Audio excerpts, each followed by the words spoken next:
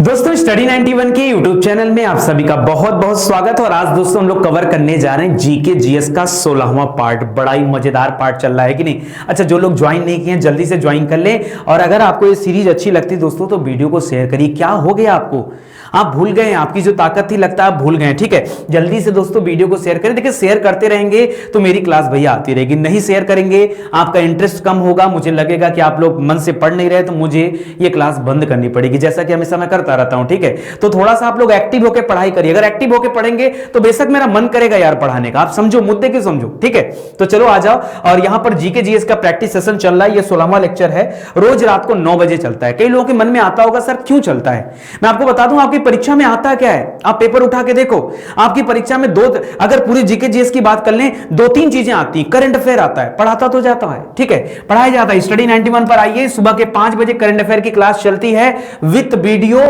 With test, यानी आपको test भी देने का मौका दिया जाता है, वीडियो भी दिखाया जाता है, ब्लॉग भी पढ़ने को दिया जाता है, पीडीएफ भी डाउनलोड करने का ऑप्शन दिया जाता है, करंट अफेयर का बुलेटिन भी दिया जाता है। बोल दो और क्या चाहिए, इसके अलावा क्या चाहिए। मुझे लगता है इतने में आपकी तैयारी पूरी हो जाएगी। ठीक है, उसके बाद शाम को 5 बजे क्लास आती है दोस्तों साइंस की। क्या होता है ना, परीक्षा में साइंस के प्रश्न आजकल खूब भर भर के पूछ रहे हैं, और अगर आप साइंस के क्वेश्चन नहीं पढ़ेंगे तो तैयारी अच्छी नहीं हो पाएगी। ठीक है, साइंस के क्वेश्चन केवल फिजिक्स केमिस्ट्री पर डीलिंग होता है शाम को 5 बजे। रात को 9 बजे वाली क्लास तो बेहतरीन क्लास है। ठीक है, जीके जीएस की क्लास जो आज आप पढ़ने वाले हो, देखो कितने मजेदार तरीके से हम यहां क्लास को पढ़ते हैं। ठीक है, तो चलिए आइए देखते हैं कि आज हमारे लिए कौन कौन से खास प्रश्न है। जिन लोगों ने अभी तक एप्लीकेशन नहीं डाउनलोड किया, जान लो सबसे बड़ी गलती वो कर रहे हैं, क्योंकि एक बार एप्लीकेशन डाउनलोड कर लिया ना तो बहुत कुछ पढ़ने को मिल जाएगा, आपका सिलेक्शन तो पक्का हो जाएगा गुरु। ठीक है, बिलीव नहीं है तो आके देख लो, और या वहां पे दिया गया है जो लोग रिव्यू करते हैं उसको जाके पढ़ लो। मैं रिव्यू करवाता नहीं हूं, जिन लोगों को अच्छा लगता है वो अपनी इच्छा से रिव्यू करते हैं। जरा मुझे कोई कमेंट करके बता दे कि मैंने अगर कभी आपको बोला कि नहीं आप मेरे दबाव में आकर ये रिव्यू दीजिए, नहीं, मैं ये सब काम नहीं करता हूं। लोग स्वेच्छा से रिव्यू देते हैं, आप आइए देखिए। चलिए आइए, और आज बड़ा जबरदस्त क्वेश्चन लेके आया हूं। ठीक है, आप लोग कहते थे सर थोड़ा सा अपडेट करिए, तो 15 के बाद 16वां सीरीज है, अपडेट किया हूं। ठीक है, इसके बाद 20वें के बाद जब 21वीं सीरीज में आएंगे तो थोड़ा और अपडेट कर दूंगा। ठीक है, चलो बताओ, यहां पे कुछ शहरों का नाम दे रहा और आपको बताना वो शहर किस देश में है। सर भारत का पूछे होते हैं ना तो पक्का बता देते हैं। ठीक है, ऐसे पूछ दिया सर बड़ा टेंशन दे दिया। वैसे सर ये जो शहर के नाम है ये शहर चर्चित क्यों है, बहुत सारे लोगों को तो यही नहीं पता होगा। तो दोस्तों जो ये चारों शहर का नाम दिया जा रहा है ना, ये सभी लौह इस्पात केंद्र हैं। क्या हैं ये, लौह इस्पात केंद्र हैं, इसलिए इनका नाम याद किया जाता है, लौह इस्पात केंद्र है। ठीक है, यहां पर बने हुए, तो जल्दी से बताना आपको कि कौन कहां से संबंधित है। सर इसमें से एक ऐसा है जो अक्सर हम लोग मूवी में खूब सुनते हैं। ठीक है, मूवी में बड़ा देखते हैं, शहर का नाम चर्चा में आता है बर्मिंघम शहर। कौन सा, बर्मिंघम। और बर्मिंघम कहां पर है दोस्तों, ये है यूनाइटेड किंगडम, लंदन जहां पर है वहां पर है। ठीक है, ब्रिटेन के पास में, तो याद रखिएगा बर्मिंघम हो जाएगा यूनाइटेड किंगडम से। ठीक है, चलिए अगला बताता हूं आपको। अगला देखिए, अभी चीन ने कोविड के ऊपर ऐसा काम किया, कोरोना वायरस जो आया है चीन से, ठीक है, उसने ऐसा काम किया कि हर देश अनशन पे बैठ गए, अनशन। ठीक है, हर देशों ने मिलकर क्या किया, चीन के खिलाफ अनशन कर दिया। तो ये जो अनशन दे रहा है दोस्तों, ये कहां का देश है, ये कहां का स्थान है, ये अनशन जो है चीन का है। याद रहेगा कि नहीं याद। ऐसा ट्रिक याद कर लो कि जिंदगी में कभी ना भूले। और ऐसन मतलब ऐसन काम किया जर्मनी के हिटलर ने कि लड़ाई ही हो गई, द्वितीय विश्व युद्ध हुआ था ना। ठीक है, तो वहां का जो हिटलर था उसने ऐसा काम किया था, तो ऐसन याद रखेगा, ऐसन काम किया हिटलर ने। ठीक है, तो ऐसन कहां पर है, जर्मनी में है। और हैमिल्टन कहां पे है, तो याद रखेगा दोस्तों कनाडा में। कनाडा ये अमेरिका के ठीक ऊपर पड़ता है, मैप में देखेंगे तो कनाडा की राजधानी ओटावा है, तो याद रहेगा। ठीक है, यहां पे मैं मैचिंग करा दिया हूं, तो जो नंबर बनेगा 2, 3, 4 और 1, यह आपका राइट आंसर हो जाएगा। मिलान करिए 2, 3, 4, 1, मतलब ऑप्शन नंबर 3 क्या है, राइट आंसर है। ठीक है, चलिए आगे बढ़ते हैं। अगला क्वेश्चन देख लीजिए। अगला दे रहा है झील का नाम बताना और कौन सी झील कहां पर स्थित है। थोड़ा सा तेज हो जाइए यार, तैयार ये क्या करते हैं आप लोग, एनर्जेटिक नहीं फील कर रहे हैं क्या। अरे पढ़ाई करते समय हमेशा इतना एनर्जेटिक होकर पढ़ाई करिए जैसे लगे अभी मैं टेस्ट दे रहा हूं, एग्जाम चल रहा है आप सभी का। इतना एक्टिव रहा करिए, एकदम लुंज पुंज होकर जैसे तैसे पढ़े हो। क्या यार मेरे भाई, यार इतना एनर्जेटिक होकर मैं पढ़ा देता हूं, आप क्या करते हो, एनर्जेटिक रहो। ठीक है, कह रहा है अष्टमुड़ी, पुलिकट, रूपकुंड और सूरजकुंड, ये कौन सी झील। अभी आप बोल रहे थे ना सर भारत का होता तो बता देते, बता दो, आपके सामने लिखा है, बताओ जल्दी बताओ, आपके सामने ऑप्शन है, वीडियो को पॉज कर दो ना, बता दो, ज्यादा समय नहीं है। चलो मैं बता दे रहा हूं। ठीक है, देखो यहां नाम दे रहा सूरजकुंड, तो सूरज को दोस्तों हम लोग भगवान मानते हैं, जय सूर्य देवता। ठीक है, भगवान मतलब हरि, भगवान मतलब हरि, तो याद रखेगा सूरजकुंड कहां पे आ जाएगा, ये आ जाएगा हरियाणा में। कहां आ जाएगा, हरियाणा। ठीक है, अच्छा, बात आती रूपकुंड झील कहां है। अच्छा, वो कौन सा स्थान है जहां इन चारों में से कौन सा स्थान है जहां जाने के बाद आपका दिल गदगद हो जाए। मतलब क्या प्राकृतिक दृश्य, क्या क्या क्या गजब का। ठीक है, आप कभी उत्तराखंड जाओ दोस्तों, आपको मिल जाएगा बद्रीनाथ है, आपको मिल जाएगा केदारनाथ, आपको मिल जाएगा माना दर्रा, नीति दर्रा, आपको मिल जाएगा हरिद्वार, ऋषिकेश, आपको मिल जाएगा वो नैनीताल। ठीक है, आपको मिल जाएगा वो क्या बोलते हैं यार, बहुत फेमस जगह है, याद नहीं आ रहा, मेरे टंग पे नहीं आ रहा, बहुत मतलब गंगोत्री, यमुनोत्री, सब कहां मिलेगा, सब उत्तराखंड। क्या नजारे हैं, क्या रूप देखने को मिलता है, क्या मनोहारी दृश्य मिलता है। तो रूपकुंड कहां आ जाएगा, ये आ जाएगा उत्तराखंड में। ठीक है, रूपकुंड कहां आ जाएगा, उत्तराखंड में। ठीक है, तो देखिए यहां पर क्या बन जाएगा था, डी का 3 और सी का 4। ठीक है, डी का 3 और सी का 4, डी का 3 सॉरी डी नहीं, सी का 4 और डी का 3, डी का 3 मतलब लास्ट में 3 आएगा। ठीक है, क्या दे रहा है यार, डी का 3 का है बोल रहा हूं, ये डी जा रहा 1 पे ना, तो डी का 1 करिए ना, डी का 1 और सी का 4। ठीक है, मतलब डी का 1 सी का 4 ये वाला आएगा उत्तर। ठीक है, ऐसे आप बना सकते हैं। अच्छा, जिनको नहीं भी याद है वो भी कर सकते हैं। जैसे जो अष्टमुड़ी है कहां पर है दोस्तों, ये केरल में, अष्टमुड़ी कहां पर है, केरल में। और जो पुलिकट झील है ये तमिलनाडु में भी है, प्लस आंध्र प्रदेश भी, याद रखेगा ये कहां पर है, ये पुलिकट जो है ये तमिलनाडु और आंध्र प्रदेश दोनों की सीमाओं पर पड़ता है, तो इसको भी याद रखेगा, गलती मत करिएगा। ठीक है, तो यहां पर राइट ऑप्शन क्या बनने वाला, ऑप्शन नंबर 2 बन जाएगा आपका सही उत्तर। ठीक है, बाकी मैच करा दिया गया तो टेंशन मत लीजिए। चलिए आगे बढ़िए।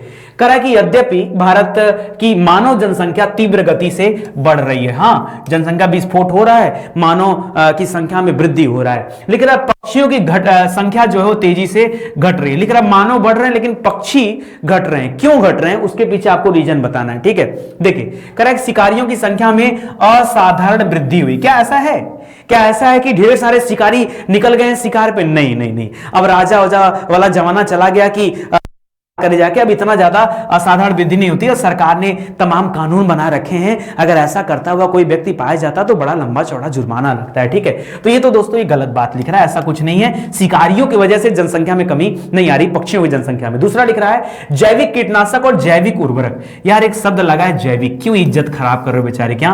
अरे आज तो जमाना ही है, सरकार चिल्ला चिल्ला के कह रही है कि जैविक खेती करिए, जैविक खादों का प्रयोग करिए, क्योंकि अगर जैविक खादों का प्रयोग किया जाएगा तो उससे जो उत्पादन होगा वो हमारे स्वास्थ्य के लिए हितकारी होगा, कम से कम नुकसानदायक नहीं होगा। आजकल जो हम लोग रासायनों का प्रयोग कर रहे हैं सबसे नुकसानदायक तो वो है। तो जैविक कीटनाशक, जैविक उर्वरक बहुत अच्छी चीज है, इसकी वजह से पक्षियों की जनसंख्या में कमी पड़े ऐसा कुछ है नहीं। ठीक है, ये भी गलत दे रहा है। ठीक है, आगे लिख रहा है दोस्तों, ठीक है, कि पक्षियों के वास स्थलों में बड़े पैमानों पर कटौती हुई है। इसके कहने का तात्पर्य है कि लोगों ने नगर बनाने के चक्कर में, शहर बनाने के चक्कर में, रेलवे लाइन बिछाने के चक्कर में, ठीक है, बांध बनाने के चक्कर में, या फिर आप कह लो रोड बनाने के चक्कर में पेड़ पौधे काट दिए, जंगल उजाड़ दिए हैं, सरकार ने उजाड़ दिए, लोगों ने उजाड़ दिए। तो जब जंगल ही नहीं रहेगा, जब पेड़ पौधे ही नहीं रहेंगे, तो जीव जंतुओं का या पशु पक्षियों का निवास स्थल कहां रहेगा? इस वजह से पक्षी कम हो रहे हैं, क्योंकि लोगों का घर चला गया। ठीक है, उनका, तो ये सही बोल रहा है। ठीक है, एकदम राइट बात है। अगला लिख रहा है कीटनाशक और रासायनिक उर्वरकों का प्रयोग। हाँ, रासायनिक उर्वरक खतरनाक होते हैं, जैविक उर्वरक तो अच्छे होते हैं। कर कीटनाशकों का प्रयोग, रासायनिक उर्वरकों का प्रयोग और मच्छरों को भगाने वाली दवाओं का प्रयोग, इन सभी वजहों से क्या हुआ है, पक्षियों की संख्या में गिरावट आई है। तो ये चौथा ऑप्शन भी सही कह रहा है, तो 3 और 4 आपका क्या हो जाएगा, राइट आंसर हो जाएगा। देखिए मैंने आपसे पहले ही कहा अच्छे अच्छे प्रश्नों पर चर्चा किया जाएगा। मैं ऐसे प्रश्न लेकर नहीं आता दोस्तों जो घिसे पीटे प्रश्न हो। आप आइए ना, आप लगातार सीरीज ज्वाइन रखिए, ये अगर आप ज्वाइन करते हैं तो परीक्षा की गारंटी मेरे पास है। अरे यार मैं कोई गारंटी क्यों, अच्छा पता है अगर आप ज्वाइन रखेंगे ना तो आपको खुद लगेगा यार कि हाँ मतलब अच्छा मिल रहा है मुझे। देखिए कहां मिले ऐसे ऐसे क्वेश्चन, कहां मिलेंगे बताइए। नया जनसंख्या बम का तात्पर्य क्या है, ये क्वेश्चन पता है, ये सब आपके पीएससी के एग्जाम में पूछा गया क्वेश्चन है, पीएससी। ठीक है, ये आपका जो नया जनसंख्या वाला क्वेश्चन, ये छत्तीसगढ़ पीएससी का क्वेश्चन है। ठीक है, आप पेपर उठाइए, आप देखिए, चेक करिए, आपको मिलेगा। छत्तीसगढ़ पीएससी का क्वेश्चन पूछेगा। झूठ बोल रहा हूं तो जो कहेंगे हार जाऊंगा, ऐसा नहीं कि ऐसे ही बोल दिया, पेपर चेक करो, मैं कमेंट का रिप्लाई दूंगा। खुश, छत्तीसगढ़ पीसीएस में पूछा गया क्वेश्चन है, नया जनसंख्या बम का तात्पर्य बताना है। करा कि तीसरी दुनिया में वृद्धों की जनसंख्या में वृद्धि, तीसरी दुनिया में शीघ्रता, ये तीसरी दुनिया क्या है, तीसरी दुनिया क्या है? आधे से ज्यादा लोगों को यही नहीं पता तीसरी दुनिया क्या है, तो इस प्रश्न का उत्तर कैसे देंगे वहां? चलो मैं आपको बताता हूं, सब जानते हैं, आप सब जानते हैं, बस डिस्क्राइब करना है मुझे। ठीक है दोस्तों, तीसरी दुनिया का जो कॉन्सेप्ट दिया गया, ये एक्चुअली क्या मैं बता रहा हूं, आपको पता है काफी समय तक हमारा देश गुलाम रहा है। ठीक है, आप कहोगे हाँ सर, क्या इस गुलाम को एक नया नाम दे दिया जाए? गुलाम देश कहना बड़ा गंदा लगता है, ठीक है, तो क्या इसको ये कहा जाता है कि हमारा भारत उपनिवेश रहा है? ठीक है, हमारा भारत क्या हुआ है? उपनिवेश रहा है। किसका उपनिवेश रहा है? ब्रिटेन का रहा है। हाँ सर, कह सकते हैं, ठीक है। तो ये जो उपनिवेश रहा है दोस्तों, फिर जब इसको आजादी मिली, ठीक है, तो ऐसे दो देश जो कभी ना कभी किसी न किसी के उपनिवेश रहे हों और आज आजाद हो गए हों, उन्हें तीसरी दुनिया का कहा जाता है। क्या कहा जाता है? तीसरी दुनिया। सर इसका मतलब ऐसे सभी देश, चाहे छोटे हों बड़े, हाँ सभी देश जो कभी न कभी किसी न किसी का उपनिवेश रहे हों, ऐसे देशों को तीसरी दुनिया का नाम दिया जाता है। अच्छा सर, अब याद रहेगा, ठीक है, चलो याद रहेगा तो आगे सुनो। लिख रहा है कि नया जनसंख्या बम का तात्पर्य है क्या? क्या तात्पर्य है? कह रहा तीसरी दुनिया में वृद्धों की यार बुढ़ों की जनसंख्या में वृद्धि कैसे होगी? पहले बच्चे पैदा होंगे ना, कि पहले बुढ़े आ जाएंगे? आगे निकला तीसरी दुनिया में शीघ्रता से बढ़ रही नगरों की जनसंख्या। नगर कैसे बनेंगे? पहले कुछ ना कुछ तो होगा ना। चलो अभी देखते हैं। और कह रहा है कि तीसरी दुनिया में बड़े पैमानों पर संकटजन्य प्रवचन या सोवियत प्रव्रजकों की बाढ़। अच्छा, तो बड़ा कठिन क्वेश्चन दे दिया, ठीक है। अब इसमें से आपको बेस्ट ढूंढना है। वैसे आपका सबसे अच्छा ये होता कि तीसरी दुनिया में जो जनसंख्या वृद्धि हो रही है, ठीक है, ये सबसे अच्छा बनता। लेकिन यहां पर दोस्तों आप कह सकते हैं कि प्रवचन जो है यहां पर मुख्य समस्या, ये जो बढ़ रही नगरों की संख्या है, ये आपकी मुख्य समस्या है, ठीक है। कौन सी नगरों की संख्या? अरे जब नगर बढ़ रहे हैं, लोग गांव छोड़ के नगर की तरफ आ रहे हैं, कटाई हो रहा है, शहर बनते चले जा रहे हैं, तो ये यहां की सबसे बड़ी चीज है। इसको जनसंख्या विस्फोट जैसे हम लोग नाम देते हैं, वैसा ये है, ठीक। करेगा औपनिवेशिक शासन से मुक्त होने वाले 9 स्वाधीन विकासशील देशों को तीसरी दुनिया के नाम से जाना जाता है। तीसरी दुनिया इन देशों में स्वास्थ्य सेवाएं और पोषण स्तर में सुधार होने से जहां मृत्यु दर में तेजी से गिरावट आ रही है, वहीं जन्म दर क्या है? स्थिर है या तो बढ़ रहा है, ठीक है। अरे दवाइयां हो गया, पहले मेडिकल फैसिलिटी नहीं था, दवाइयां नहीं थे, अस्पताल नहीं थे, आज सब हो गया है। 108 नंबर दौड़ रही है, मरीजों को ला रही है, सबका इलाज हो रहा है, तो मृत्यु दर तो घटा है ना। मृत्यु दर घटा है, लेकिन जन्म दर क्या है? अपने स्थान पे स्थिर। अगर बहुत ज्यादा बढ़ा नहीं तो स्थिर बोल सकते, कम नहीं हुआ है, ठीक है। इस वजह से जनसंख्या विस्फोट हो रहा है, इसी को नया जनसंख्या बम का नाम दिया जाता है। बजट के हिसाब किताब की जांच भारतीय संसद किसके द्वारा करती है? ठीक है, अगर बजट के हिसाब किताब की जांच करें तो ये करता कौन है? आकलन समिति, सार्वजनिक लेखा समिति, विशेषाधिकार समिति या हिसाब किताब जांच समीक्षा समिति? तो ज्यादातर लोगों ने क्या कहा? उत्तर यही, और यही उत्तर आपका सही नहीं है, ठीक है। तो याद रखेगा ये उत्तर गलत है आपका। यहां पर याद रखेंगे बजट के हिसाब किताब के अगर लेखा जोखा की बात करें या जांच की बात करें तो वो कार्य करती है सार्वजनिक लेखा समिति। कौन करती है? संसद में बनी हुई है सार्वजनिक लेखा समिति, उसका जांच पड़ताल करती है। इसमें टोटल कितने मेंबर होते हैं? 22 मेंबर होते हैं। 15 आपके लोकसभा से, 7 आपके राज्यसभा से होते हैं। और इसकी जो रिपोर्ट होता है वो जांच करता है जो सीएजी होता है, ठीक है। सीएजी मतलब controller and auditor general of India, ठीक है। और सीएजी के बारे में बताया गया अनुच्छेद 148 में। ये सभी तथ्यों को आप याद रखेगा, क्योंकि नहीं याद करेंगे तो नुकसान आपका है।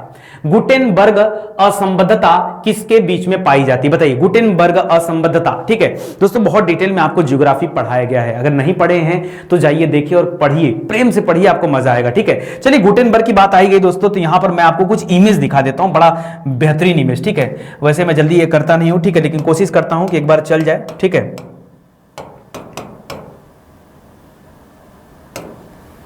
देखता हूं अगर मिल जाता है काम का इमेज तो कुछ आपके लिए फायदा हो जाएगा और कुछ थोड़ा सा मुझे भी मजा आ जाएगा। कुछ अट्रैक्टिव काम करते हैं।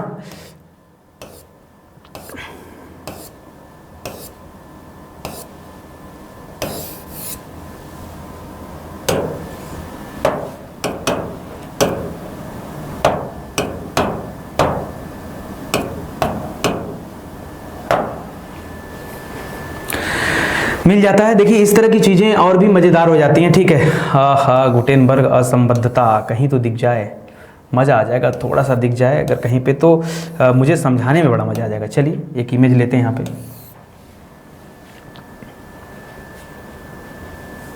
चलिए दोस्तों बताइए, दिख रहा है आपको? आइए आइए आइए आइए चर्चा करते बहुत मजा आएगा, ठीक है। देखिए यहाँ पर मैं पूरा कॉन्सेप्ट ही आपका क्लियर करा देता हूँ कि कैसे होता है, ठीक है। यहाँ पे पूरा कॉन्सेप्ट किया गया। ये पृथ्वी के अगर आंतरिक संरचना की बात करें तो पृथ्वी की आंतरिक संरचना कुछ ऐसी ही होती है, ठीक है। अब इस आंतरिक संरचना में जरा ध्यान दीजिएगा दोस्तों, जरा ध्यान दीजिएगा, बहुत आराम समझिएगा। ये आंतरिक संरचना है। अब आंतरिक संरचना में हमने 3 चीजों का नाम पढ़ा होगा, भू प्रॉपर्टी के बारे में पढ़ा होगा, मेंटल के बारे में पढ़ा होगा और कोर के बारे में पढ़ा होगा, ठीक है। और ये सभी चीज जो है 2-2 पार्ट में बटे होते हैं। जैसे भू प्रॉपर्टी, जिसे हम इंग्लिश में क्रस्ट नाम देते हैं, इसमें एक होता ऊपरी क्रस्ट मतलब बाहरी क्रस्ट, जो ये धरातल है बाहरी क्रस्ट है, और इसके नीचे का जो होता है उसको इनर बोलते हैं, इनर क्रस्ट बोलते हैं। तो एक हो गया अपर क्रस्ट, एक हो गया इनर क्रस्ट, ठीक है, और इनर क्रस्ट। तो याद रखें दोस्तों, अगर हम बात करें अपर क्रस्ट और लोअर क्रस्ट की, यानी जो ऊपर है और जो नीचे है, उसके बीच में किसकी बात कर लें, ध्यान दीजिएगा। एक सेकंड सुनिए ध्यान से। अगर मैं क्रस्ट की बात करूं, ध्यान दीजिएगा, यहां पे बहुत ध्यान दीजिएगा। यहां पे अगर हम अपर की बात करें और लोअर की बात करें, अपर मतलब यू लिख दे रहा हूं, लोअर मतलब एल लिख दे रहा हूं, ठीक है, ताकि आपको आराम से याद हो जाए, ठीक है। तो अपर और लोअर के बीच में जो असंबद्धता पाई जाती है, ठीक है, उस असंबद्धता को क्या नाम दिया जाता है, यहां पे नाम दिया जाता है कोनराड का। क्या बोला जाता है, कोनराड। कोनराड असंबद्धता कहा जाता है। किसको किसको, जो अपर क्रस्ट और लोअर क्रस्ट के बीच में होता है। भाई कहीं ना कहीं तो होगा ना कि अपर है लोअर है यहां से, ठीक है। तो वहां जो असंबद्धता मतलब वो ऐसा जगह होगा जो दोनों में अलग अलग गुणवत्ता पाई जाती होगी, उसके कैरेक्टरिस्टिक अलग अलग होते होंगे, तो ये नाम दिया गया उसको, ठीक है। इसके बाद दूसरे नंबर पे आता है दोस्तों मेंटल। क्या आता है, मेंटल। अब मेंटल भी देखिए 2 पार्ट में होता है, एक अपर मेंटल होता है, एक लोअर मेंटल होता है, ठीक है। तो अपर मेंटल और लोअर मेंटल, यहां के बीच में जो पाया जाता है असंबद्धता, उसको बोलते हैं रेपेटी। क्या बोलते हैं, रेपेटी। देखिए इसको बोलते हैं कोनराड, इसको बोलते हैं रेपेटी। इसके भी दोनों मेंटल के बीच में, दोनों मेंटल के बीच की बात कर रहा हूं, इस क्रस्ट और मेंटल के बीच की बात नहीं कर रहा हूं, दोनों मेंटल के बीच में, यानी अपर मेंटल लोअर मेंटल के बीच की जो परत होती है उसको रेपेटी बोलते हैं। इसी तरह से अगर मैं तीसरे नंबर पे आ जाऊं दोस्तों, जहां पे आपका कोर होता है, कोर में भी इनर कोर होता है, आउटर कोर होता है। पहले ऊपर आउटर कोर होगा, अंदर की तरफ इनर कोर होगा। यहां नाम बदल जाता है इनर और आउटर, क्योंकि सबसे अंदर का है ना। या आप यहां भी बोल सकते हो अपर एंड लोअर, लोअर मतलब अंदर का और अपर मतलब ऊपर का, यहां भी बोल सकते हो, या आउटर और इनर बोल दीजिए, ठीक है। आउटर को ही क्या बोल देंगे, अपर बोल देंगे, और इनर को ही क्या बोल देंगे, लोअर बोल देंगे। तो अगर इन दोनों के बीच असंबद्धता की बात की जाए, ठीक है, तो यहां पर जो असंबद्धता होती है दोस्तों, ये हो जाता है लेह। कौन सा हो जाता है, लेह। देखिए क्या हो जाता है, लेहमैन, ठीक है, लेमैन या ले, याद रखिए, ये सिंपल शब्दों में ध्यान दीजिएगा।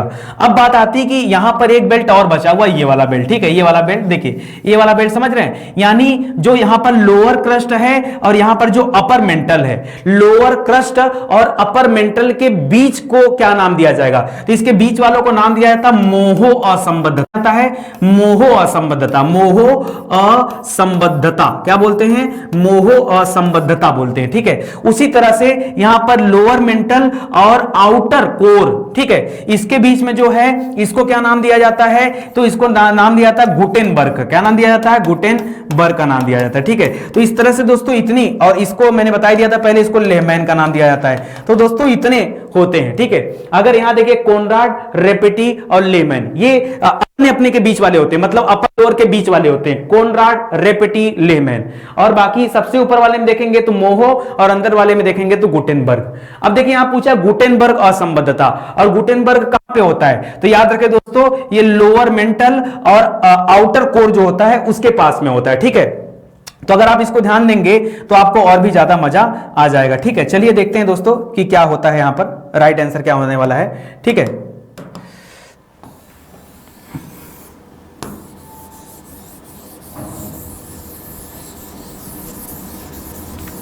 थोड़ा सा यहाँ पेन जो मिटता है ये बड़ा स्टाइल में मिटता है, ठीक है, तो इसके लिए परेशान मत होइएगा।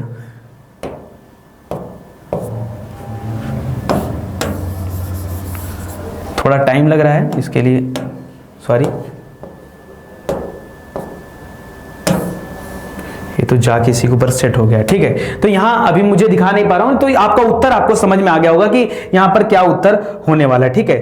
तो इसको ध्यान दीजिएगा, यहां पर कह रहा है कि जो मेंटल है और जो अंदर का जो बाहरी वाला हिस्सा है, जो बाहरी कोर है, वहां पर ये पाया जाता है। तो मैंने पूरा आपको डिस्क्राइब कर दिया, इससे ज्यादा बेहतर आपको चीजें मिलने वाली नहीं है। निम्नलिखित नदियों में से कौन सी विषुवत रेखा को 2 बार काटती, विषुवत रेखा जिसे भूमध्य रेखा के नाम से भी जाना जाता है, ठीक है, और विषुवत रेखा को 2 बार कौन सी नदी काटती है, ठीक है, ये पूछ रहा है। तो याद रखिएगा दोस्तों, ये अफ्रीका की कहानी पूछ रहा। अफ्रीका एक ऐसा महाद्वीप है जहां से तीनों रेखाएं गुजरती हैं, जो 0 डिग्री लाइन है, यानी जिसे आप आप बोलते हैं विषुवत रेखा, जो 23.5 डिग्री वाली उत्तरी अक्षांश रेखा कर्क रेखा, और जो 23.5 डिग्री वाली दक्षिण अक्षांश रेखा मकर रेखा, ये तीनों रेखाएं इस अफ्रीका से होकर गुजरती हैं। तो अफ्रीका में एक नदी है जायरे नदी। कौन सी नदी है? जायरे। जायरे नदी दोस्तों ये विषुवत रेखा को 2 बार काटती। कैसे?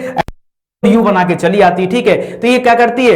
ये जायरे नदी, जायरे जो नदी है ये कांगो नामक देश से बहती है, इसलिए कभी कभी इसे कांगो नदी का भी नाम दिया जाता है। तो कांगो या जायरे ये काटती है, ठीक है। तो इसको याद रखेगा, इंपॉर्टेंट है, ठीक है। चलिए आगे बढ़ते हैं। इसी तरह से मकर रेखा को 2 बार काटने वाली नदी का नाम पूछते हैं तो लिम्पोपो नदी है। कौन सी? लिम्पोपो। मकर रेखा को 2 बार काटती है, ठीक है। आगे लिखा है कि भारत में टीन संसाधन वाला एकमात्र राज्य कौन सा है? भाई वो कौन सा राज्य है जो टीन का उत्पादन करता है? और 60% लगभग उत्पादन अकेले किसके जिम्मे? खाली टीन का उत्पादन अकेले करता छत्तीसगढ़। तो कैसे याद रखेंगे? टीन से याद रखेगा टीना, टीन से याद रखेगा टीना। टीना मतलब जानते हैं ना, जिसमें तेल वेल भर के आता है, ठीक है। तो टीन, और कितना टीन आप देखते होंगे जहां भी टीना होता है दोस्तों, ऐसे कहीं भी किसी भी गाड़ी पे लदा होता है, ठीक है। जब वो होता है तो वो ऐसे ही कुछ आकार में दिखता होगा, ठीक है। तो दोस्तों ये मान लीजिए कितना टीना दोस्तों? कुल 36 टीना है यहां पर, ठीक है, ताकि आपको चीजें याद हो जाएं। ऐसे होता है ना, तो याद रखेगा 36 टीना मतलब छत्तीसगढ़, ठीक है। छत्तीसगढ़, ये टीन में कौन आगे है? तो छत्तीसगढ़ आगे है, ठीक है। इसको आप ध्यान दीजिएगा। तो छत्तीसगढ़ हो जाएगा। छत्तीसगढ़ का दांतेवाड़ा जो जिला है वहां पर सबसे ज्यादा टीन का उत्पादन किया जाता है। चलिए फिर से एक बार आपको यहां पर मैच कराना है, हिमनद बताना और नदी बताना है कि कौन सा हिमनद से कौन सी नदी निकलती है, ठीक है। लिख रहा है कि अच्छा आपको बताना है कौन सा सही सुमेलित है, मिलान उलान नहीं करना है, सबके सामने सब लिखा हुआ, आप खाली सही गलत का ज्ञान देना आपको, ठीक है। तो बंदरपुछ हिमनद है दोस्तों, या आप कह सकते हैं वहीं पर यमुनोत्री भी पड़ता है, ठीक है, यमुनोत्री, ठीक है। बंदरपुछ हिमनद का नाम है जहां से यमुना नदी निकलती है, ये सही लिख रहा है, ठीक है। 12 शिगरी जो दे रहा दोस्तों, ये चिनाब नदी यहां से निकलती है, ये भी सही है, ठीक है। मिलाम दोस्तों जो दे रहा है ये मंदाकिनी, तो मैं बता दूं मिलाम से मंदाकिनी नहीं निकलती है, ये गलत दे रहा दोस्तों। मिलाम से आई थिंक वो है गोरी गंगा समथिंग होता है, ठीक है, वो निकलती है। ये मंदाकिनी दोस्तों यहां पर गलत हो जाएगा। बाकी सियाचिन से के पास से नुब्रा निकलती है। सियाचिन ग्लेशियर का नाम सुना होगा, वहां से जम्मू कश्मीर में एक नदी बहती है नुब्रा नदी। कौन सी है? नुब्रा। तो ये 5वां भी सही है। कह रहा है कि जेमू यहां से मानस नदी निकलती है, नहीं, जेमू जो आपका हिमनद है यहां से तिस्ता नदी निकलती है। तिस्ता को सिक्किम की जीवन रेखा कहा जाता है, ठीक है। तो जेमू जो हिमनद है वहां से मानस नहीं निकलती। तो क्या हो गया यार? गलत कितना हो गया? 3 और 5 दोनों गलत हो गया। और सही बात है, जो 3 5 करेगा वो तो गलत ही हो जाएगा। तो 3 5 गलत हो गया, मतलब 1 2 4 आपका सही हो गया। मतलब ऑप्शन नंबर 1 यहां क्या हो गया? ये आपका राइट आंसर हो जाएगा। सही बोलना हो कि गलत? हाँ सही बोलना हो, ठीक है। तो इसको याद रखिएगा। देखिए मिलान से गोरी गंगा निकलती है, जेमू से तिस्ता निकलती है, और की बात कर दे तो मंदाकिनी का उद्गम स्थल ये उत्तराखंड के पास जहां पे केदारनाथ मंदिर है वहां पर चेराबाड़ी हिमनद है, वहां से निकलती मंदाकिनी नदी, ठीक है। तो इसको भी याद रखिएगा आप। चलिए फिर से बताइए कौन सी पहाड़ियां कहां पर हैं और बताना है कौन सा सही सुमेलित है। जो सही सुमेलित है केवल वो बता देना है। पहाड़ियां दिख रहा है कोरोमंडल तट पर है, ठीक है। तो कोरोमंडल तट पर कार्डेमम मतलब क्या होता है? इलायची। ये नीलगिरी पर्वत जो है उसके ठीक नीचे पड़ती हैं। ये कोरोमंडल तट दे रहा है, तो ये तो दोस्तों गलत हो जाएगा, ठीक है। ये क्या हो जाएगा? आपका गलत होने का चांस यहां पर है, ठीक है। कैमूर की पहाड़ियां कोंकण तट नहीं, कैमूर दोस्तों ये विंध्याचल जो पर्वत आ रहा है, विंध्य पर्वत, ठीक है, उसका सबसे पश्चिमी हिस्सा जो है, ठीक है, या कह सकते हो कि मध्य वाला हिस्से को बोला जाता है कैमूर। ये आपका मध्य प्रदेश में पड़ता है, ठीक है, मध्य प्रदेश में पड़ता है। और जो ये कोंकण दे रहा है ना, ये कोंकण तट पड़ता है गोवा वाले में, ठीक है। गोवा के पास से लेकर कर्नाटक तक कोंकण तट फैला हुआ है। तो आपका पहला वाला भी गलत कर दिया, दूसरा भी गलत करा दिया यार, गलत ही दे दिया क्या सब। महादेव की पहाड़ियां मध्य भारत में है, हाँ ये सही है। महादेव की पहाड़ियां कहां पर है? मध्य प्रदेश वाले हिस्से में महादेव की पहाड़ियां, ये तो सही है। और मिकिर पहाड़ियां ये पूर्वोत्तर भारत में है। अच्छा बहुत सारे लोग जानते नहीं मिकिर पहाड़ी के बारे में, मैं बता दूं, आपने जब पूर्वोत्तर भारत की बात करते हैं आप पढ़ते होंगे गारो, खासी, जयंतिया, ठीक है, ये पढ़ते हैं ना। और यही 3 पढ़ के आप क्या कर देते हो? रुक जाते हो, ठीक है। 3 के बाद भी और शब्द जोड़ना शुरू करो, उसमें मिकिर भी है, ठीक है। जयंतिया, मिकिर, ये सब पूर्वोत्तर भारत वाले हैं। तो यहां पर 3 और 4 सुमेलित हैं, बाकी के सुमेलित नहीं है। तो 3 और 4 आपका राइट आंसर हो जाएगा। देखिए लिख रहा है कि कार्डेमम ये दक्षिणी पश्चिमी घाट में केरल के पास में होंगे, या तमिलनाडु में जहां नीलगिरी पर्वत उसके ठीक नीचे वाले बेल्ट में आते हैं, ठीक है। और बिंदवाला क्या होता है दोस्तों, बिंदवाला भी ये मध्य प्रदेश में आ जाएगा, मालवा के पठार के पास में, ये भी गलत हो जाएगा, ठीक है। और बाकी कैमूर पर्वत जो था वो मध्य प्रदेश में। और मेघालय के पास में देखिए गारो खासी जयंतिया, मिकिर भी याद रखेगा, रेंगमा भी याद रखेगा, मिकिर और रेंगमा भी याद रखेगा। मिकिर जो है ये आपके असम वाले बेल्ट में पड़ता है, ठीक है। तो ये आपके जो है पूर्वोत्तर भारत की पहाड़ियां हैं। आगे बताइए, भारत सरकार में सर्वोच्च शासकीय अधिकारी कौन है, सबसे बड़ा शासकीय अधिकारी कौन माना जाता है? दिल्ली के उपराज्यपाल, दिल्ली भारत के रक्षा सचिव, और भारत के मंत्रिमंडल सचिव, या भारत के प्रधानमंत्री के प्रमुख सचिव, ठीक है। इसमें अच्छा ये जो चार दे रहा है इसमें, ऐसे तो भारत में सबसे बड़ा पद देखेंगे तो राष्ट्रपति का होता है, लेकिन इसके हिसाब से देखेंगे तो आप मंत्रिमंडल सचिव कर लीजिए। क्यों? क्योंकि कैबिनेट का जो सचिव होता है वो तो बड़ा हो जाएगा ना, बाकी रक्षा सचिव क्या हो जाएगा, उसके नीचे आ जाएगा। तो भारत के मंत्रिमंडल का जो सचिव होता है वो जो है इन चारों में, जो चारों दे रहा था ऑप्शन, उसमें सबसे बड़ा हो जाएगा। निम्नलिखित कथनों पर विचार कीजिए और जो सही है उसके बारे में पता लगाए। देखिए ऐसे प्रश्न कहां आते हैं, ये सभी सिविल वाले प्रश्न हैं, ये सब आम लेवल के प्रश्न नहीं है, सब सिविल वाले प्रश्न हैं। आपका लेवल मेंटेन करेगा, जीके जीएस आइए स्टडी 91 के साथ प्रैक्टिस करिए, और मजबूत ना हो जाए तो बत्ता होगा मजबूत, ठीक है। बस आराम से आपको प्रैक्टिस करना है। चलो बता दो जल्दी से, राष्ट्रपति मंत्रिपरिषद की सलाह पर राज्यसभा के 12 सदस्यों को नाम निर्देशित करता है। हां, अरे आयरलैंड के संविधान से यही तो लिया गया है कि राष्ट्रपति 12 लोगों को नियुक्त कर सकता है राज्यसभा में, ठीक है। यही होता है ना राज्यसभा में, जिसका कार्यकाल 6 वर्षों का होता है, वहां मिनिमम 30 वर्ष होना चाहिए, ठीक है। तो ये तो आपका राइट दे रहा है। अगला लिखा, राष्ट्रपति के पास सांविधिक निकायों के अध्यक्ष और सदस्यों को नियुक्त करने और उनको पद से हटाने की परम शक्ति प्राप्त है? नहीं, ऐसा नहीं है दोस्तों। राष्ट्रपति बहुत सारे लोगों को नियुक्त करता है, जैसे ले लो अभी सर्वोच्च न्यायालय के न्यायाधीश को ले लो, नियुक्त करता है, लेकिन हटाने के लिए साबित कदाचार और समर्थता के आधार पर हटाया जाता है, ना कि राष्ट्रपति चाहे तो हटा दे। ये तो गलत है ना, ठीक है। तो ये दोस्तों जो दूसरा दे रहा है ये गलत दे रहा है, इसमें से केवल पहला वाला सही है, यानी केवल एक क्या है, राइट आंसर है, ठीक है। केवल एक क्या है, सत्य है। आगे देखिए, अच्छा किस अनुच्छेद में बताया गया दोस्तों, तो याद रखिए अनुच्छेद 80 के तहत दोस्तों राष्ट्रपति की चर्चा की जाती है, ठीक है, जिसमें यह बताया गया कि 79 में संसद के बारे में, फिर उसके बाद राज्यसभा के बारे में, ठीक है 80 में, और उसके बाद कहां बताया गया, लोकसभा के बारे में 81 में, ठीक है। तो उस सभी तथ्यों को याद रखिए, उसी दौरान इसकी चर्चा हुई है। लोकसभा और राज्यसभा के बीच गतिरोध को किस स्थिति में संसद की संयुक्त बैठक बुलाई जा सकती है? अगर हम संयुक्त बैठक की बात करते हैं दोस्तों, तो अनुच्छेद 108 के तहत संयुक्त बैठक बुलाई जाती है। उस संयुक्त बैठक में होता क्या है, देखिए जब कभी लोकसभा राज्यसभा में गतिरोध हो जाए, ठीक है, लोकसभा और राज्यसभा में गतिरोध हो जाए तो सकता है, और इस समय जो संसद के सत्र की अध्यक्षता करता है वो लोकसभा अध्यक्ष करता है। कौन करता है? लोकसभा अध्यक्ष करता है, और इसका निर्णय क्या होता है, सर्वमान्य होता है। तो इसको भी याद रखेगा। चलिए आगे देखिए, साधारण विधि निर्माण को पारित करने की स्थिति में, ठीक है, ऐसा किया जाता है, ये तो सही है।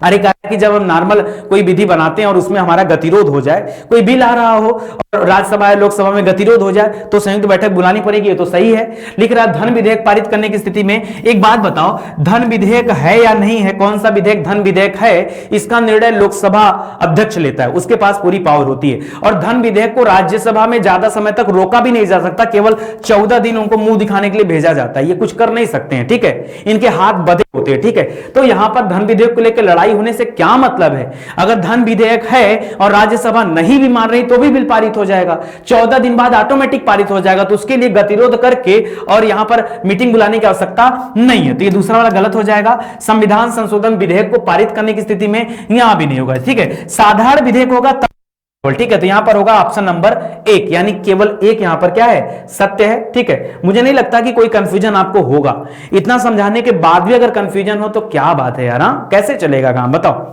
आगे देखो, कर संघ और राज्यों के मध्य विधायी शक्तियों के बंटवारे संबंधी संशोधन विधेयक पारित होता है। 1 मिनट, संघ और राज्यों के मध्य विधायी शक्तियों के बंटवारे संबंधी संशोधन विधेयक पारित होता है। चलो देखते हैं। कर साधारण बहुमत से, सदन में उपस्थित सदस्यों के 2/3 बहुमत से, कुल सदस्यों की संख्या के 1/3 का तो कोई मतलब ही नहीं है, या तो साधारण कहो या तो स्पेशल कहो, स्पेशल मतलब 2/3 कहो, ठीक है, या सदन की कुल सदस्य संख्या के बहुमत तथा सदन में उपस्थित मतदान करने वाले सदस्यों के 2/3 बहुमत और आधे से अधिक राज्य। देखिए क्योंकि मामला राज्य का है और राज्यों के विधायी शक्तियों का है, इसलिए आधे से अधिक राज्य जो है इस पे बात को एक्सेप्ट करने वाले होने चाहिए, ठीक है, तब तो कुछ हो पाएगा, नहीं तो चीजें गलत हो जाएंगी। तो यहां पर चौथा वाला ऑप्शन मेरे हिसाब से क्या हो जाएगा, राइट आंसर बनेगा। देखिए लिख भी रहा है कि संघ और राज्य की सहमति से संशोधित होने वाले प्रावधान, जैसे अभी जीएसटी बिल ले लो, जीएसटी बिल में संघ और राज्य के बीच में बड़ा गतिरोध हुआ, तो वहां पर क्या हुआ, तो याद रखिए इस प्रक्रिया के तहत संविधान संशोधन विधेयक संसद के किसी सदन में पहले प्रस्तुत किया जाता है। प्रत्येक सदन में कुल संख्या के बहुमत और उपस्थित मतदान करने वाले 2/3 बहुमत से इसे पारित करना होता है। उसके पश्चात इसको राज्यों के विधानमंडलों के पास भेजा गया और वहां पर आधे से अधिक राज्यों के विधानमंडलों द्वारा इसे पारित किया गया, तब जाकर के चीजें आ पाई, ठीक है। तो इस तथ्य को भी आप समझिएगा। निम्न में से कौन सी एक यूएसए यानी अमेरिका और भारत, ठीक है, और भारत, ठीक है, इंडिया, तो याद रखिएगा कि संघ राज्य पद्धति की समान विशेषता नहीं है। कौन सी समान विशेषता नहीं, वो बताना है। करेक्ट, केंद्र और राज्यों में शक्तियों का वितरण, ये तो दोनों जगह पर है भाई, अमेरिका में भी है और भारत में भी है। हमारे यहां नहीं है केंद्र और राज्यों के बीच में शक्तियों का बंटवारा, है। सर्वोत्तम न्यायालय का अस्तित्व, भाई हमारे यहां भी सुप्रीम कोर्ट है और अमेरिका में भी इस तरह के सुप्रीम कोर्ट होते हैं, ये भी सही है। न्यायिक संगठन के 2 समुच्चय, तो दोस्तों मैं बता दूं हमारे यहां तो 2 अलग अलग समुच्चय, हाई कोर्ट, सुप्रीम कोर्ट जैसी चीजें बनी हुई हैं, लेकिन वहां पर इस तरह की चीजें नहीं है। तो यहां पर ये वाला ऑप्शन आपका राइट आंसर होने वाला है, ठीक है, इसको ध्यान दीजिएगा, ठीक है। बाकी लिखित संविधान, ये अमेरिका का संविधान तो पहला लिखित संविधान था और हमारे देश का संविधान सबसे बड़ा लिखित संविधान है। इस तथ्य को भी आप याद रखेगा। तो ऑप्शन नंबर 3 यहां पर क्या हो जाएगा, राइट आंसर हो जाएगा, ठीक है। सिंपल सा कथन है, ज्यादा कुछ है नहीं।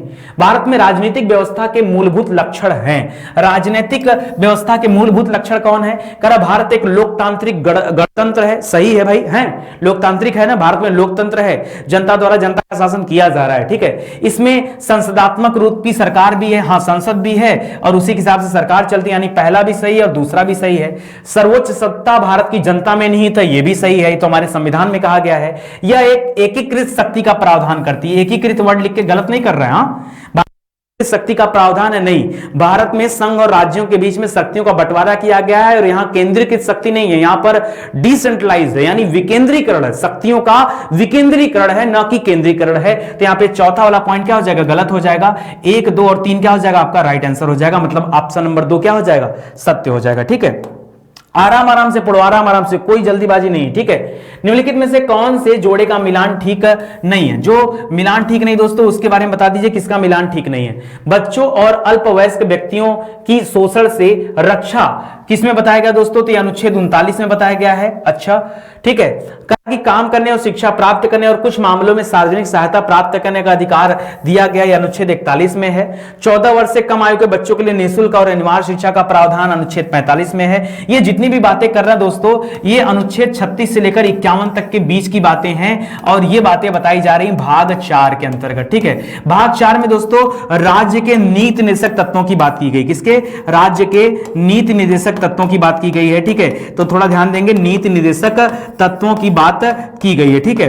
और 36 से 51 तक में तो इसको याद रखेगा, ठीक है। और उसी के अंतर्गत चीजें बता रहा है, क्या स्मारकों और राष्ट्रीय महत्व की वस्तुओं और स्थानों की रक्षा सुरक्षा, यह अनुच्छेद 48 से कहां दे रहा है दोस्तों, ये पर्यावरण वाला आ जाएगा, ये तो गलत दे रहा है। 48 के जगह पर यहां पर क्या होना चाहिए, 49 होना चाहिए, क्या होना चाहिए, 49, ठीक है। तो याद रखेंगे दोस्तों, यहां पर 49 हो जाएगा। राष्ट्रीय महत्व के स्मारक स्थान जो है उनकी रक्षा सुरक्षा करना, ठीक है। या जो पुरातत्व वाले स्थान है, जो हमारे पुराने स्मारक है, उनको रक्षा सुरक्षा करना, वो 39 में है। तो 48 दोस्तों गलत हो जाएगा। 48 की बात करेंगे तो ये पर्यावरण से संबंधित है, यहीं पर गायों की रक्षा वगैरह की बात भी कही गई है, ठीक है। तो याद रखेगा, बाकी की चीजें आपकी सही दी जा रही थी, ठीक है।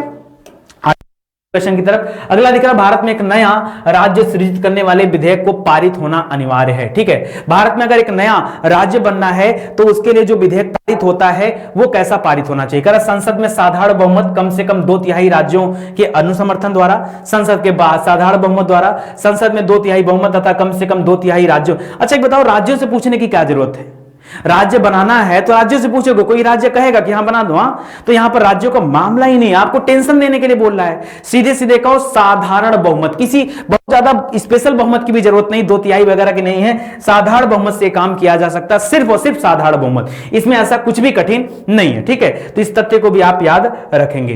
कह राज्य विधान परिषद का प्रावधान भारतीय संविधान के किस अनुच्छेद में रखा गया, किसके बारे में, राज्य विधान परिषद के बारे में, ठीक है। तो राज्य विधान परिषद, देखिए विधान परिषद के प्रावधान की बात करेंगे तो 171 में आ जाएगा। अदरवाइज अगर करेंगे तो 170 में भी आ जाता है, ठीक है, लेकिन यहां पर 171 आप करिएगा, ठीक है, 171 के अंतर्गत, ठीक है। तो याद रखेगा 171 में विधान परिषदों के गठन के बारे में बताया गया है, 170 में आएंगे तो यहां विधानसभाओं के गठन के बारे में बताया गया है, 172 में आएंगे तो यहां राज्य विधानमंडलों की चर्चा भी की गई है, ठीक है, तो इसको भी ध्यान दीजिएगा।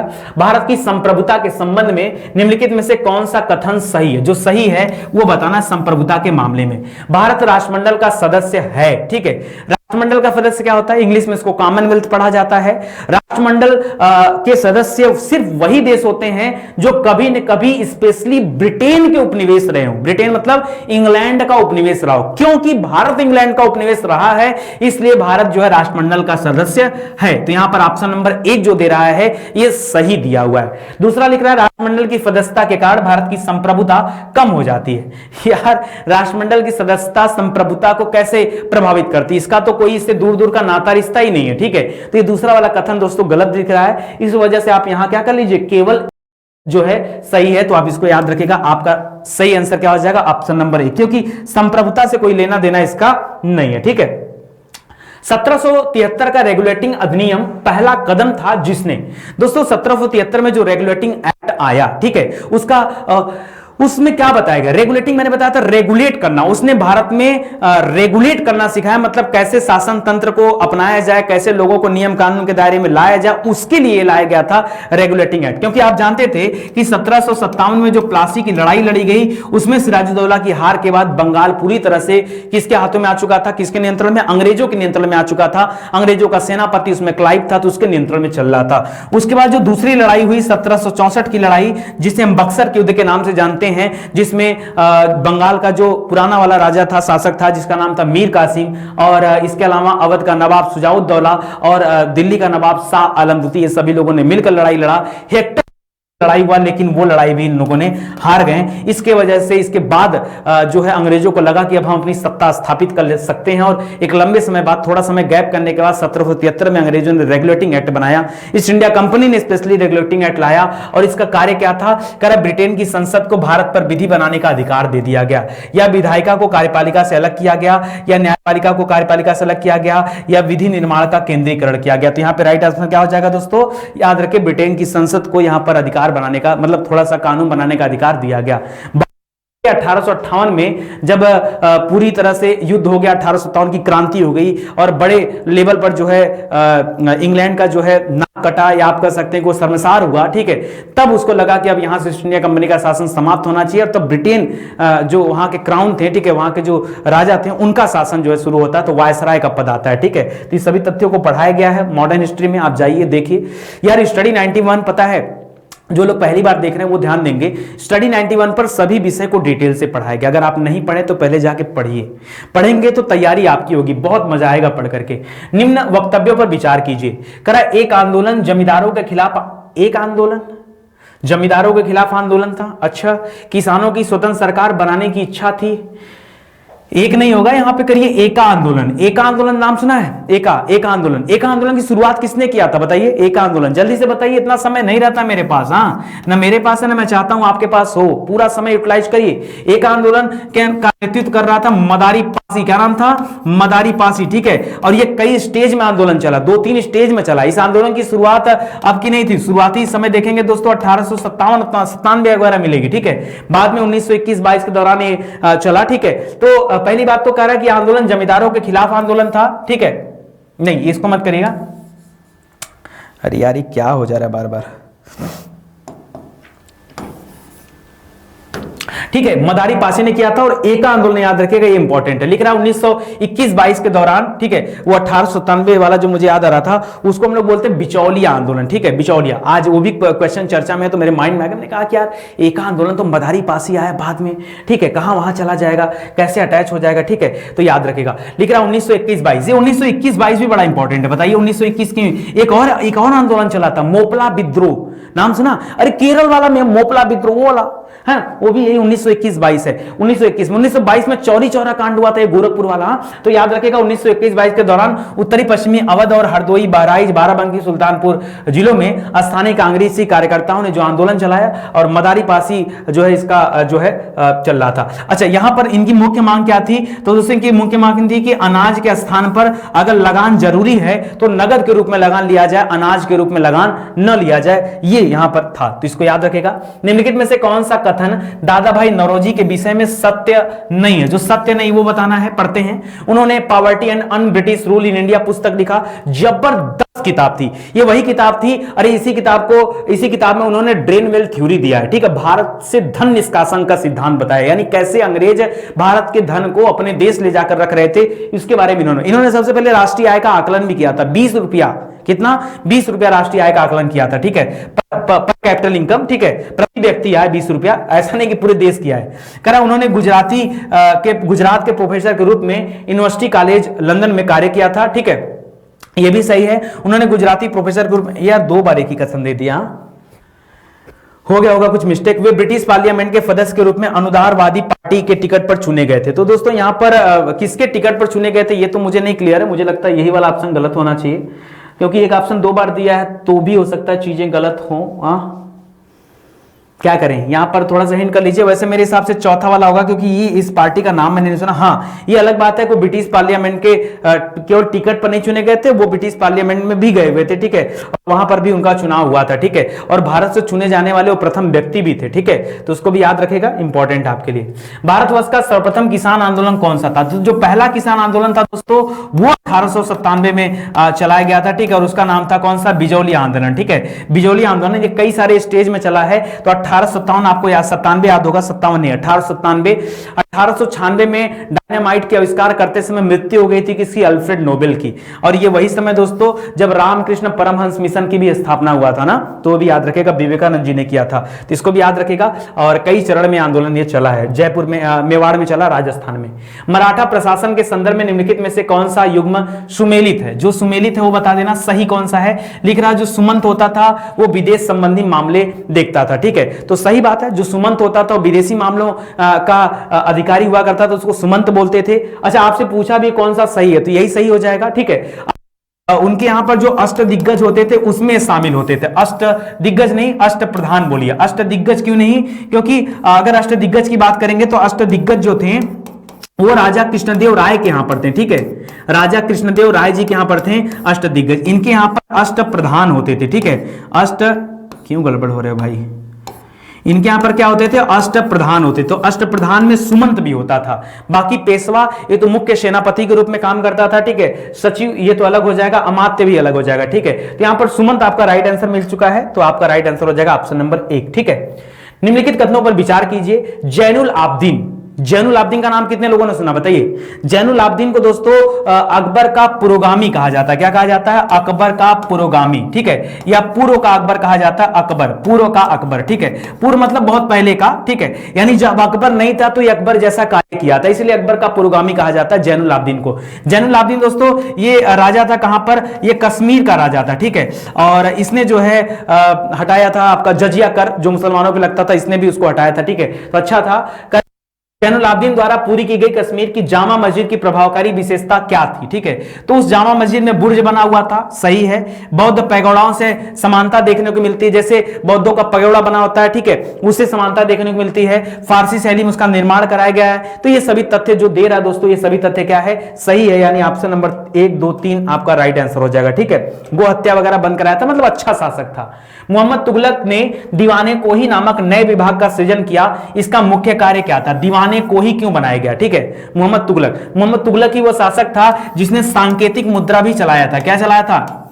सांकेतिक मुद्रा भी चलाया था, ठीक है, हालांकि यह मुद्रा फेल हो गया था, ठीक है, लेकिन चलाया था। बड़ा बड़ा पता है, पूरे गुलाम वंश में अगर सबसे पढ़ा लिखा और सबसे विद्वान कोई व्यक्ति था तो मोहम्मद तुगलक था, लेकिन इसका मतलब सबसे ज्यादा निराशा भी इसी व्यक्ति का हुआ है। आपने सुना होगा निजामुद्दीन औलिया ने कहा था दिल्ली अभी दूर आए हैं, ठीक है, किसके लिए कहा था कि दिल्ली अभी दूर है? मोहम्मद तुगलक के लिए कहा था, ठीक है, तो याद रखेगा। इसके बाद फिरोज शाह तुगलक जो है शासक बनाया, ठीक है।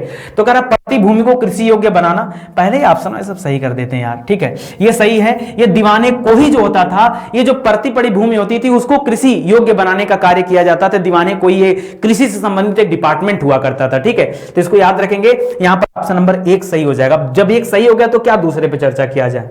करा कि निम्नलिखित में से कौन सा सूर्य मंदिरों के लिए विख्यात है। और भारत में सूर्य मंदिर की बात करें तो बहुत जगह पर, पहले तो लोग यही जानते थे कि सूर्य मंदिर सिर्फ उड़ीसा में है। उड़ीसा में आपने कोणार्क का नाम सुना होगा, ठीक है, अब लोग यहां पर कोणार्क का नाम ही नहीं, अब क्या करोगे, अब क्या करोगे बताओ। तो कोणार्क में सूर्य मंदिर है। इसके अलावा दोस्तों सूर्य मंदिर आपके जम्मू कश्मीर में भी है, ठीक है, जम्मू कश्मीर में है। सूर्य मंदिर आपके राजस्थान में भी है, ठीक है, जो लोग राजस्थान से जरा कमेंट करके बताएं। और सूर्य मंदिर आपका कहां पर है, अरसवल्ली में है। अरसवल्ली पड़ता है आंध्र प्रदेश साइड, ठीक है। बाकी अमरकंटक और ओंकारेश्वर ये भगवान शिव के स्थान है, ठीक है, शिव से संबंधित है। अरसवल्ली जो है दोस्तों ये सूर्य मंदिर से संबंधित है। तो केवल एक आपका राइट आंसर हो जाएगा। समझ में आया ना, चलो आगे बढ़ते हैं, ठीक है। याद रखिए आंध्र प्रदेश के असरवल्ली में कलिंग नरेश देवेंद्र वर्मा द्वारा 7वीं सदी में जो है इस प्रसिद्ध सूर्य मंदिर का निर्माण कराया गया था, तो इसको ध्यान दीजिएगा। अशोक ने कलिंग को मौर्य साम्राज्य में जोड़ लिया था। बताइए अशोक ने जो कलिंग के ऊपर हमला किया था उसमें कलिंग का राजा कौन था, जरा कमेंट करके बताना, ईमानदारी से बताना, नकल मार के नहीं, गूगल सर्च मत करना, बताना, ठीक है। अशोक ने जब कलिंग पर हमला किया था उस समय कलिंग का राजा कौन था। कलिंग के राजा का नाम था राजा नंद, ठीक है, जरा सर्च करके बताना। अच्छी अच्छी किताबों में भी नहीं मिलेगा, एक बार खोल के देखना। मिलेगा तो कहां पे, स्टडी 91 के नोट्स में मिल जाएगा, ठीक है, जो मैंने आपको एंशिएंट हिस्ट्री पढ़ाया है। बाकी आप किसी किताब में खोज के बताना कि हां सर इस किताब में लिखा है राजा नंद के बारे में, ठीक है। तो याद रखिए अशोक ने कलिंग साम्राज्य को अपने में मिला लिया था। मगध उस समय सबसे शक्तिशाली राज्य हुआ करता था। 16 महाजनपद में सबसे ज्यादा नाम जो आता था मगध का आता था, ठीक है। मगध ये आपका जो बिहार है, ये गंगा और यमुना, गंगा और सोन नदी, यमुना बोल रहा हूं, यमुना नदी तो गंगा नदी में आके मिल जाती है इलाहाबाद में, यही गंगा नदी तो पटना के पास जाकर इससे सोन नदी आके मिलती है, ठीक है। तो सोन नदी और गंगा नदी के संगम पर पाटलिपुत्र है, उसी के पास में मगध की राजधानी हुआ करती थी राजगिरी, ठीक है। तो याद रखिएगा राजगिरी। आगे दे रहा है कि अशोक ने कलिंग को मौर्य साम्राज्य में जोड़ लिया था, सत्य है। कलिंग दक्षिण भारत को का आने वाला स्थलीय एवं समुद्री मार्गों को नियंत्रित करता था, यह भी सत्य है, ठीक है। कलिंग दोस्तों ये उड़ीसा वाला बेल्ट हुआ करता था, यहाँ के हाथी और घोड़े बड़े फेमस थे, ठीक है, उनका युद्धों में बड़ा इस्तेमाल किया जाता था। तो यहां पर जो कथन कारण दे रहा सही है, स्पष्टीकरण भी क्या है, सही है, तो इसको याद रखिएगा। निम्नलिखित में से कौन सा लक्षण सिंधु सभ्यता के लोगों का सही चित्रण करता है। अगर मैं सिंधु सभ्यता के लोगों की बात करूं तो उनके बारे में कौन सा लक्षण सही बताता है। अनेक विशाल महल और मंदिर होते थे, ठीक है। दोस्तों आपने कहीं पढ़ा बहुत बड़ा महल कहीं देखा क्या, सिंधु सभ्यता में कहीं बहुत बड़ा महल, बहुत बड़े मंदिर देखा हो, ठीक है। तो दोस्तों मुझे लगता है ये पहला वाला ऑप्शन ही आपका गलत दे रहा है, ठीक है। आगे दे रहा है कि देवी और देवताओं दोनों की पूजा होती थी। हाँ, देवी देवताओं की पूजा होती थी, क्यों, क्योंकि अगर हम बात करते हैं दोस्तों उनकी क्या बोलते हैं, लेकिन बोल रहा है यार विशाल महल मंदिर, हाँ ठीक है ठीक है ठीक है। करा कि देवी देवताओं की पूजा होती थी। आपने पढ़ा होगा कालीबंगा के बारे में, राजस्थान में घग्गर नदी के किनारे, ठीक है, वहां पर लिंग पूजा का प्रमाण मिला, खोल के देखिए। बाकी प्रकृति के रूप में प्रकृति की पूजा होती थी, बहुत सारे पशुपति की पूजा का प्रमाण मिला है, सभी है ना, देवी देवताओं की पूजा होती थी। युद्ध में घोड़ों और के खींचे जाने वाले रथों का प्रयोग, रथ का तो सैंपल मिला दोस्तों महाराष्ट्र से, आपने सुना होगा महाराष्ट्र से रथों का प्रमाण मिला है। इसके अलावा मिट्टी के खिलौने में रथ का रूप मिला है बनावली से, वो सब मिले हैं। यहाँ पर महाराष्ट्र में दैमाबाद है, कई लोग सोचते हैं सर बताए नहीं क्या हो गया, ठीक है, दैमाबाद है, यहाँ बनावली है, ठीक है, तो ये सभी स्थान हैं, लेकिन घोड़ों का नहीं मिला, ठीक है, तो ये थोड़ा सा है। बाकी घोड़ों का भी मिला है, जैसे सुत कांगेडोर का नाम सुना होगा, सुरकोटदा का नाम सुना होगा, कांगेडोर नहीं, सुरकोटदा में घोड़े के अस्थियां मिली हुई हैं, बाद में मिली, किताबों में मिलता है कि घोड़े का चर्चा नहीं, लेकिन घोड़े के मिले हुए अवशेष, ठीक है। इसके अलावा एक जगह है राना घुंडई, जरा आप सर्च करिएगा राना घुंडई, राना घुंडई से दोस्तों घोड़े के दांत मिले हुए, दांत, ठीक है, ये मिले हुए हैं। तो कई किताबों में लिखा है कि प्रमाण नहीं है, लेकिन एक दूसरी तरफ पढ़ेंगे तो मिलेगा कि प्रमाण है। प्रमाण क्यों है, क्योंकि बाद में खोज हुआ तब पता चला, लेकिन युद्ध वगैरह को, लड़ाई झगड़ा कहीं नहीं मिला है, ठीक है। तो तीसरा वास्तव ऑप्शन कहीं कहीं गलत मिलता है। यहां पे जो आपका राइट ऑप्शन बनता है केवल 2 आपका सही उत्तर बन जाता है, ठीक है। तो आज के लिए दोस्तों बस इतना ही, उम्मीद करता हूं आपको मजा आया होगा, अच्छा लगा होगा। अगर आप अपना सपोर्ट बनाए रखेंगे तो आगे बहुत सारी क्लासेस आपके लिए लाई जाएंगी, दी जाएंगी, ताकि आप अपनी पूरी तैयारी कर सकें, ठीक है। बाकी स्टडी 91 एप्लीकेशन पे आए, वेबसाइट पर आए, वहां पर बहुत सारी चीजें अवेलेबल कराई जा रही हैं, उनके माध्यम से आपकी तैयारी और भी बेहतर हो पाएगी। ठीक है, बाकी टीचिंग एग्जाम के लिए दोस्तों अभी हम लोग यूपी टेट के बैच का प्लान कर रहे हैं, तो जिन लोगों को यूपी टेट से संबंधित चीजें पढ़नी होंगी या ठीक है या उस क्लास को लेना होगा, वो लोग हमसे जुड़ सकते हैं। आगे आपका जो भी एग्जाम होगा उसमें एक हमारी बड़ी टीम आपके सामने आने वाली है, वो टीम पूरी यूट्यूब पर आपको पढ़ाने के लिए उतरने वाली है। ठीक है, तो आपको और भी ज्यादा अच्छा लगेगा। इस समय दोपहर के 12 बजे एक क्लास दिया जा रहा है, बहुत बेहतरीन क्लास है, बहुत बेहतरीन। ठीक है, योगेश सर आपको टीच कर रहे हैं, मतलब पढ़ोगे ना तो गदगद हो जाओगे। थोड़ा पढ़ने का आदत डालो, देखो ये आपके लिए बेहतर होगा। आप 1 2 3 क्लास देखो और कॉन्सेप्ट सीखो, बहुत अच्छी अच्छी चीजें वो बता रहे हैं। अगर आप सीखोगे, मैं 3-4 दिन बाद बात करूंगा, पहले आप 3-4 दिन लगातार उनकी क्लास देख लो। मैं संडे को आपसे बातचीत करता हूं, तब आपको समझ में आता है कि नहीं कितना आपको समझ में आया क्या नहीं आया, आप तब देखना। ठीक है, पहले मेरी बात मानो, अगर मेरी बात मानते हैं तो मानिए और जाइए और वीडियो को देखिए। ठीक है, 12 बजे वाली वीडियो बहुत बेहतरीन वीडियो है, देखेंगे तो पूरा फायदा आप निकाल पाएंगे। ठीक है, आप सभी का धन्यवाद, मिलते हैं अगले लेक्चर में, तब तक के लिए जय हिंद, जय Bharat, thank you so much. एक बात याद रखिएगा दोस्तों, वीडियो को शेयर जरूर करिएगा। ठीक है, और एडवर्टीजमेंट आता है तो यार निवेदन है, उसको देखना मत भूलिएगा।